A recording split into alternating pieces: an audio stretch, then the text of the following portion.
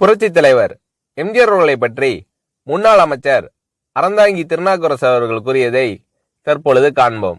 இங்கிலாந்து இளவரசர் சார்லஸ் சென்னை வருகை தந்தபோது முதலமைச்சர் எம்ஜிஆர் அவர்களை கோட்டையில் சந்தித்தார். இருவரும் உற்சாகமாக பேசிக்கொண்டனர்.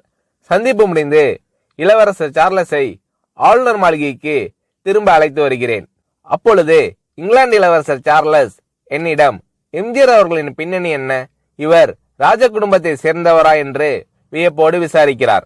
நான் எம்ஜிஆர் அவர்களின் குடும்ப பின்னணி பற்றி விவரித்தேன்.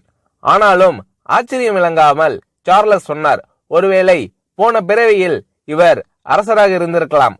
அப்படியே நான் மெய் செலுத்து போய்விட்டேன்.